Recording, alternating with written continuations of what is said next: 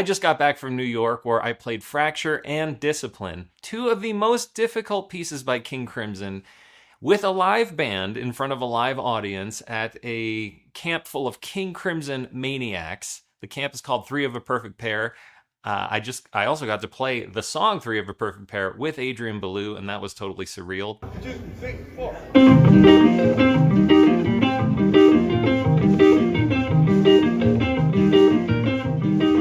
10,000 of you have seen that video, so go check it out if you haven't watched it already. But I did everything on this new instrument, and it's a headless Telecaster, and I wanted to find out, can you play Fracture on an instrument like this? Because frankly, carrying around a Les Paul or even a full-size Telecaster, no fun for the musician who doesn't travel a lot. Most importantly, though, we had fun, we rocked out, and the audience loved it.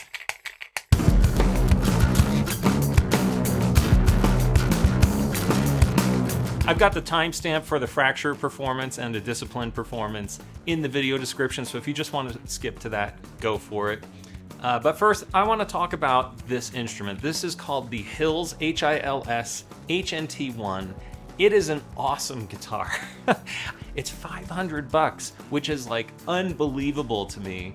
And the reason I got it is because I had just played in Italy at the Moon June Music Festival, and I carried this full-size Telecaster in a hard shell case from Arizona all the way to Italy, and this thing was so heavy, and carrying it everywhere with the case was just such a bummer when I'm traveling with other guitarists and these headless instruments, and they fit in the overhead bin, you know, the luggage bin, and these guys are just carrying around like these soft shell cases on their backs with their guitar in them and gear, and I was like, holy cow. So I reached out to Hils and I said, hey, after I get back from Italy, I have about a week before I go to New York. Can you send me one of these instruments? And I'd love to just make a video with it. And so they did, and they thought the idea was cool.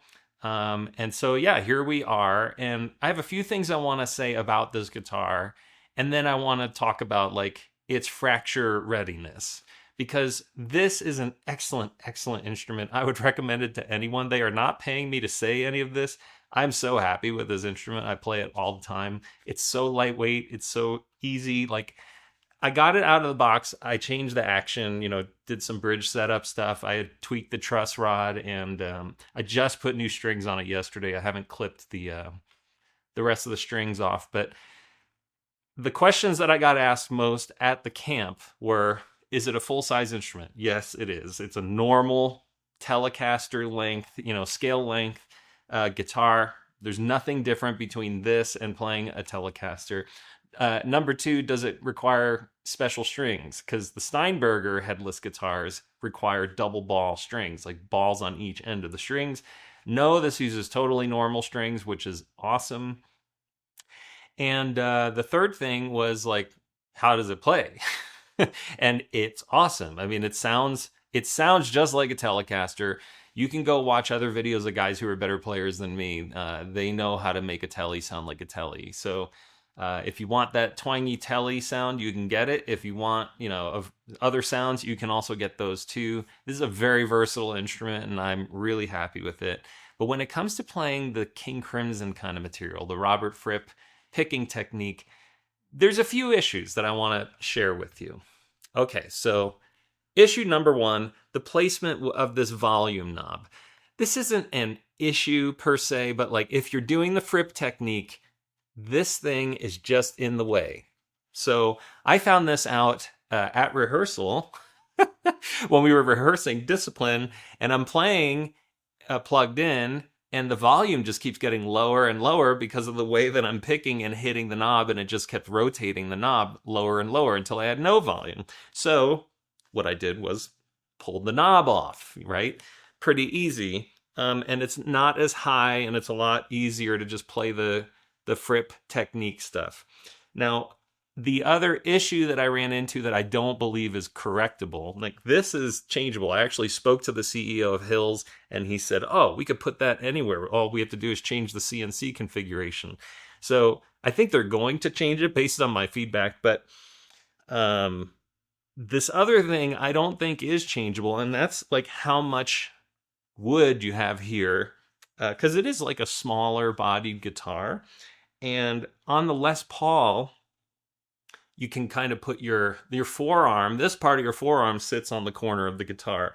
But on the smaller guitar like this, it's really this part of the forearm that sits on the instrument.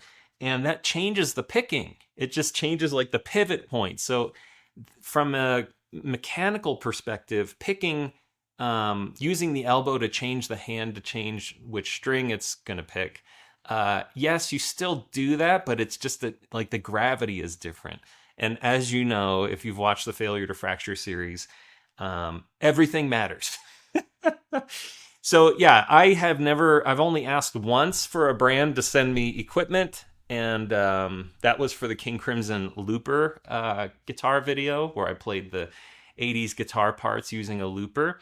And Dark Glass Electronics sent me a Quad Cortex pedal. So yeah, anyway, this is the second time I reached out to a brand in the 14 years I've run this channel, and I'm so happy that I did. So in the last episode of Failure to Fracture, I talked about like where the pick goes on the string, and almost nobody watched that video. It kind of bombed, but between the right hand architecture and the placement of the pick like away from the bridge, the string tension is different. And so playing Fracture on this guitar requires your hand to be a little more forward. So you've got to kind of move your arm a little, because this pickup is here, and I think you can lower it. It was kind of an odd shape.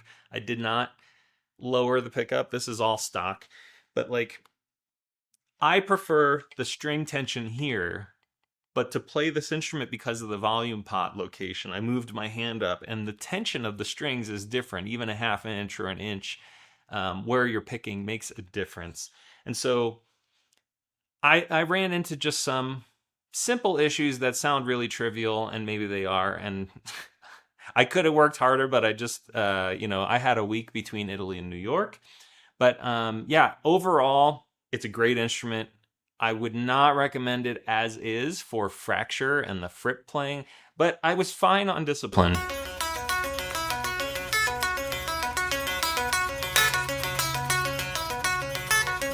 Really, no problems with that. It's really just that the death picking section.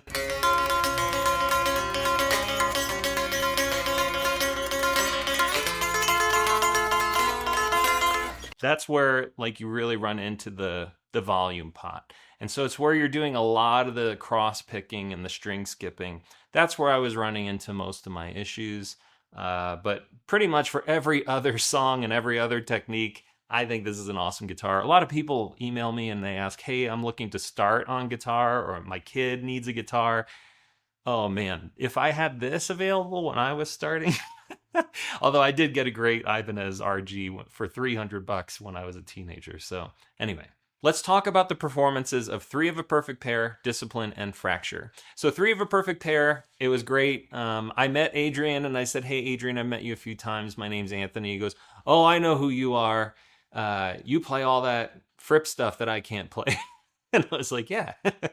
And he said, I'm looking forward to playing with you. And we had a practice outside doing Three of a Perfect Pair, and it was pretty awesome. Just had to like lock in with him. And I did screw up my first two like intros with him, both once in the rehearsal and once on stage. But overall, everything was great. Once he started playing, I was in, and we did kind of the beat arrangement, I think, or maybe it was the album arrangement, but yeah, it was fine. Went through it. We played outside, and it was a great experience. Is impossible.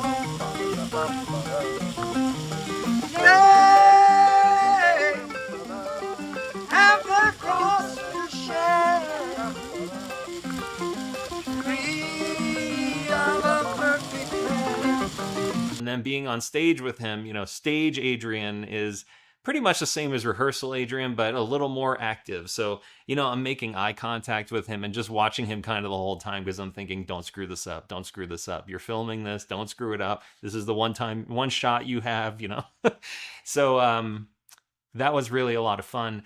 And that was Wednesday. And then we played Discipline and Fracture Thursday afternoon. And the only time we could rehearse was Thursday morning. So the group of us got together just for a little while, maybe an hour, to play through Discipline and Fracture.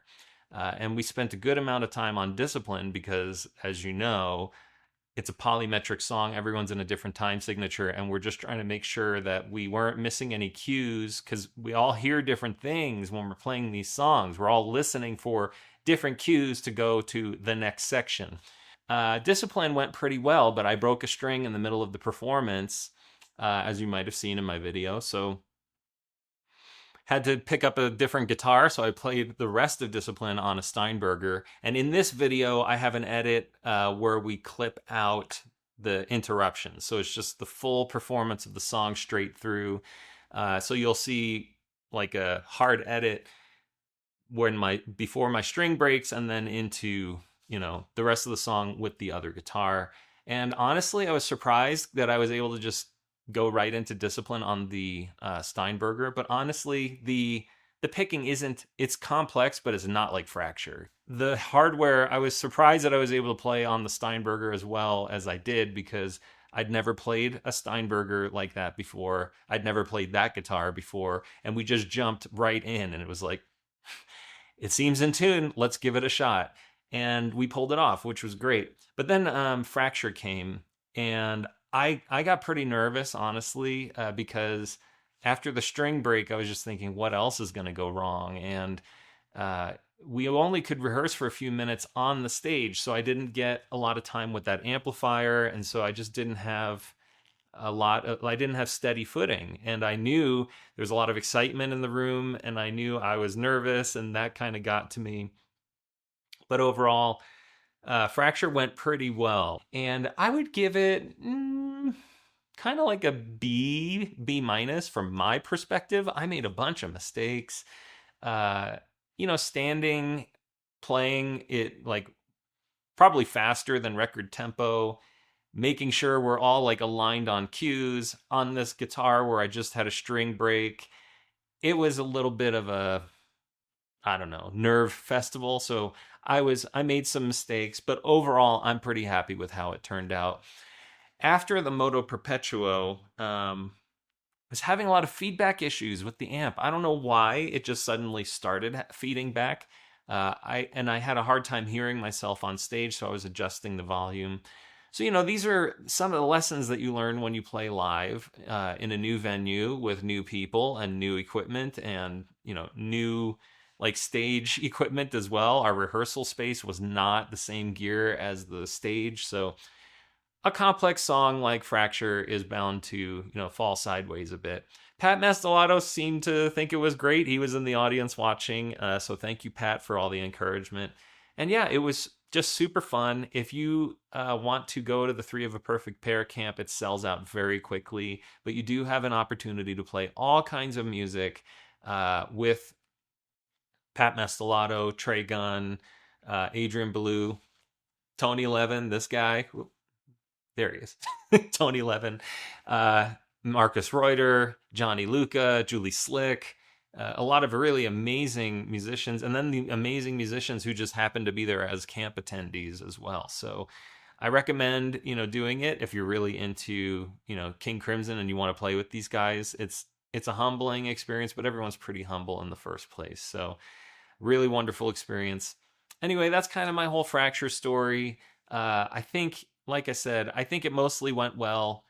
Made some mistakes. The band, we literally played it on stage maybe twice before we played it live, like in front of an audience. And I wish we had more time, but we didn't. But I think we did what we could with the time that we had, with the gear that we had. And like I said, we rocked out and the audience loved it. What else do you need? So I hope you enjoy the performance. I know this is kind of long-winded. I did write out a whole script, but I'm not following it. So here we go. Anyway, Fracture and then Discipline. Hope to see you in the next video. Thanks a lot for watching, and hope you enjoy it.